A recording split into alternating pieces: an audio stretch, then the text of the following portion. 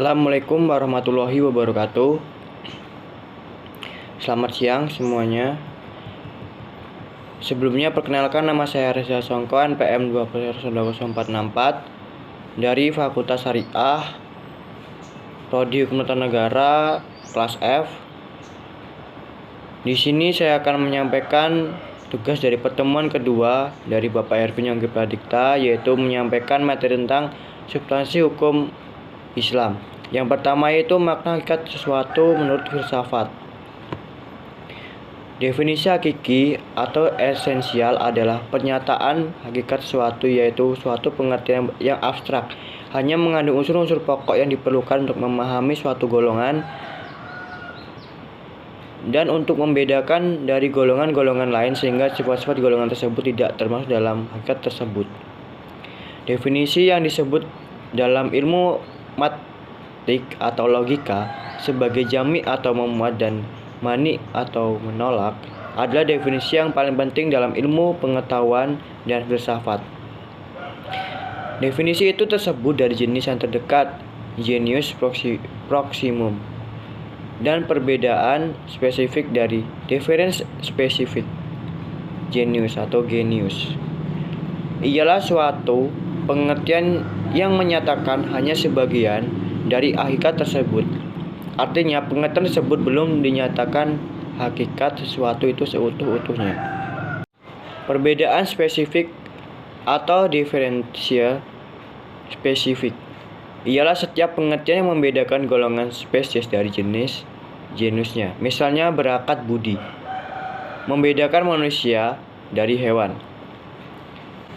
Selanjutnya yaitu pengertian filsafat hukum Islam. Filsafat hukum Islam terdiri dari 3 kata, yaitu filsafat, hukum, dan Islam.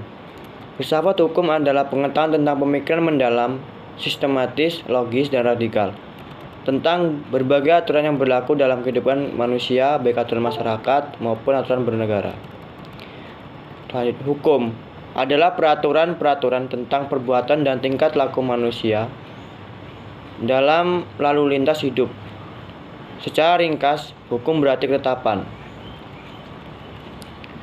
Adapun pengertian filsafat hukum Islam adalah kajian filosofis tentang hakikat hukum Islam, sumber asal muasal hukum Islam dan prinsip penetapannya, serta manfaat hukum Islam bagi kehidupan masyarakat yang melaksanakannya. Dengan demikian, yang dimaksud dengan filsafat hukum Islam adalah setiap kaidah, asas, aturan-aturan pengendalian masyarakat pemeluk agama Islam. Kaidah-kaidah itu terdapat dalam Al-Quran, hadis, dan pendapat sahabat dan tabi'in, ijma ulama, fatwa lembaga keagamaan. Filsafat hukum Islam juga diartikan pula dengan istilah hikmah at-tasri. Selanjutnya yaitu faktor yang menjadi ciri filsafat hukum Islam. Yang pertama, wacana atau argumentasi, yang menandakan bahwa filsafat memiliki kegiatan berupa pembicaraan yang mengandalkan pada pemikiran rasio tanpa verifikasi uji empiris. Yang kedua yaitu segala hal atau sekalian alam. Artinya, semua materi pembicaraan filsafat adalah segala hal yang menyangkut keseluruhan yang bersifat universal. Tidak ada yang tidak tersentuh oleh pembicaraan filsafat. Yang ketiga, sistematis. Artinya, pembicaraan mengenai suatu yang dilakukan secara teratur mengikuti sistem yang berlaku sehingga tahapan-tahapannya mudah diikuti, sehingga pembicaraan tersebut tepat atau tidak dapat diikuti dan dikaji oleh orang lain. Yang keempat, radikal. Artinya, sampai ke akar-akarnya, sampai pada konsekuensinya. Yang terakhir, radikal artinya akar, yang juga disebut dengan asas sebagai ciri khas berpikir filosofis. Yang kelima, hakikat, merupakan istilah yang menjadi ciri khas filsafat. Hakikat adalah pemahaman atau hal yang paling mendasar. Jadi, filsafat tidak hanya berbicara tentang wujud atau materi sebagai ilmu pengetahuan, tetapi berbicara makna yang hakikatnya terdapat di belakangnya. Berdasarkan 5 ciri berpikir filosofis tersebut, dapat diambil pemahaman bahwa filsafat merupakan kebebasan berpikir manusia terhadap segala sesuatu yang tanpa batas dengan mengacu pada hukum keraguan atau segala hal. segala hal yang dipikirkan oleh para filsuf berkaitan dengan hal berikut. Yang pertama itu berhubungan dengan sesuatu yang bersifat metafisik yang tidak dapat dilihat. Yang kedua, berhubungan dengan alam semesta yang fisikal dan terbentuk oleh hukum perubahan. Yang ketiga, segala sesuatu yang rasional dan irasional. Dan yang keempat yaitu semua yang bersifat natural dan supernatural.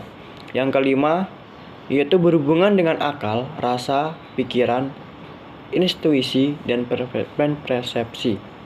Dan yang keenam yaitu sehubungan dengan hakikat yang terbatas dan tidak terbatas. Dan yang ketujuh berhubungan dengan teori pengetahuan pada suatu keberadaan pengetahuan manusia yang objektif maupun yang subjektif. Yang kedelapan yaitu berhubungan dengan fungsi dan manfaat segala sesuatu yang didambakan manusia atau dihindarinya. Dan yang terakhir yaitu berhubungan dengan kebenaran spekulatif yang bersifat rasional tanpa batas sehingga berlaku pemahaman dialektis terhadap berbagai penemuan hasil pemikiran manusia. Tesis yang menghasilkan antitesis dan terciptanya sintesis. Mungkin itu saja yang dapat saya sampaikan. Kalau ada salah kata saya mohon ampun dan saya mohon maaf. Dan saya akhiri, wassalamualaikum warahmatullahi wabarakatuh.